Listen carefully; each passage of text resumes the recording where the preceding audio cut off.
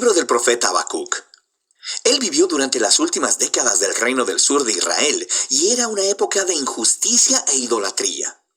Él vio en el horizonte la creciente amenaza de Babilonia y esas no eran buenas noticias para nadie. Pero a diferencia de otros profetas, Habacuc no acusa a Israel, ni siquiera habla al pueblo de parte de Dios. Más bien, todas sus palabras están dirigidas a Dios personalmente. Y el libro habla acerca de la lucha personal de Habacuc, su travesía personal al tratar de creer que Dios es bueno a pesar de tanta maldad y tragedias en el mundo. Así que las palabras de Habacuc son en realidad poemas de lamento y son muy similares a los lamentos que encuentras en el libro de Salmos.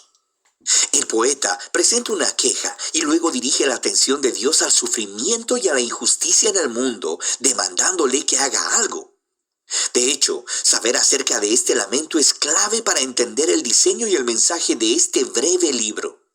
Los capítulos 1 y 2 se enmarcan como una discusión que va y viene entre Habacuc y Dios, y el profeta presenta dos quejas a las que Dios ofrece dos respuestas. Su primera queja es que la vida en Israel se ha vuelto horrible. La Torá es ignorada, lo que resulta en violencia e injusticia, y todo esto es tolerado por los líderes corruptos de Israel. Y Habacuc está clamando, pidiéndole a Dios que haga algo, pero nada parece cambiar. Pero luego, de repente, Dios responde diciendo que Él está muy consciente de la corrupción de su propio pueblo, Israel, y que está convocando a los ejércitos de Babilonia para dejar que su justicia caiga sobre Israel. Y de manera muy similar al mensaje de Miqueas o de Isaías, Dios dice que usará este terrible imperio para devorar a Israel por su injusticia y su maldad. Pero Habacuc tiene un problema con esta respuesta, así que ofrece su segunda queja. Él dice que Babilonia es aún peor que Israel, que ellos son más corruptos, más violentos, que han deificado su propio poder militar, que tratan a los humanos como a animales, atrapándolos como peces en una red.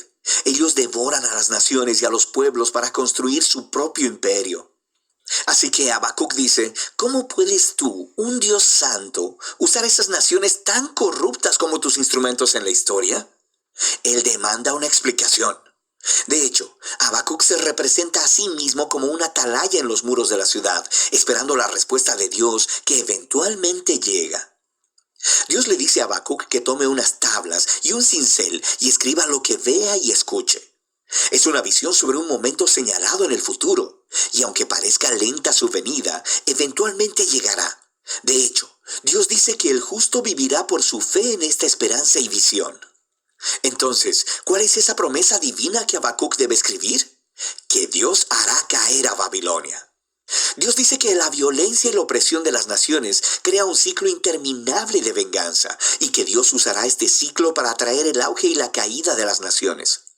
Y el hecho de que Dios pueda, por un tiempo, usar a una nación corrupta como Babilonia no significa que Él respalde todo lo que hacen. Él hace responsable a todas las naciones delante de su justicia. Así que Babilonia caerá junto con cualquier otra nación que actúe como ellos. La promesa de Dios es luego elaborada en una serie de 5 ayes que describen la clase de opresión e injusticia perpetuada por naciones como Babilonia. Los primeros 2 son en contra de las prácticas económicas injustas, como cuando los ricos cobran intereses muy altos solo para hacer que los pobres permanezcan endeudados. Así que ellos acumulan su riqueza a través de métodos deshonestos. El tercer ay es una crítica a la esclavitud, a tratar a los humanos como animales y amenazarlos con violencia si no producen. El cuarto ay es contra el abuso del alcohol por parte de los líderes irresponsables.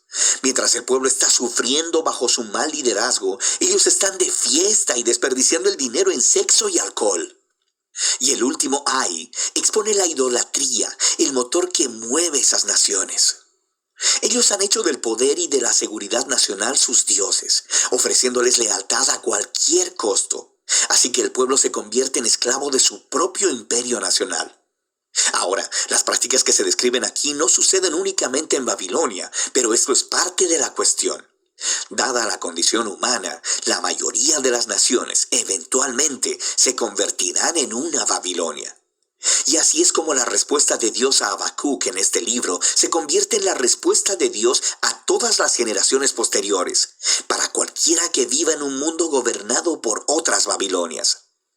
Pero deja en el aire la pregunta: ¿Dios permitirá que este ciclo, el auge y la caída de los imperios similares a Babilonia, continúe para siempre?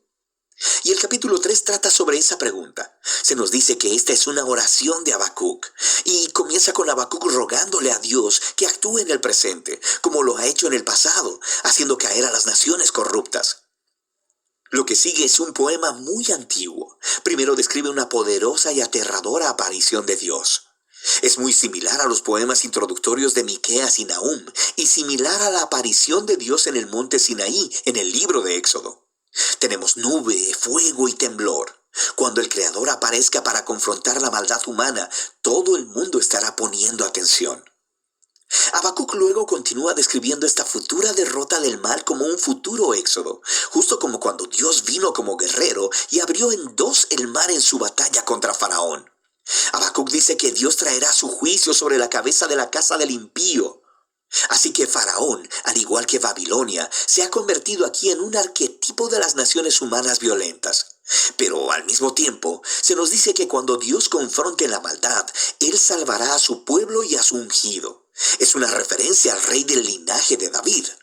Así que en este poema, la historia del éxodo en el pasado se ha convertido en una imagen del éxodo del futuro que Dios producirá. Él derrotará la maldad una vez más y hará caer a los faraones y a las Babilonias de este mundo. Él traerá justicia a todos los pueblos y rescatará a los oprimidos y a los inocentes. Y esta es la esperanza que hace que Habacuc pueda concluir el libro con una alabanza llena de esperanza.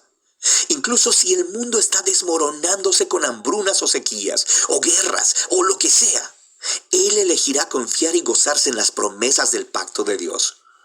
Así que Habacuc, hacia el final de su libro, se convierte en un ejemplo resplandeciente de cómo el justo vive por la fe. Habacuc reconoce lo oscuro y caótico que es el mundo y en lo que nuestras vidas pueden tornarse, y nos invita a un camino de fe, de confiar en que Dios ama a este mundo más de lo que nosotros lo hacemos y que un día Él enfrentará su maldad. Y de eso trata el libro de Habacuc.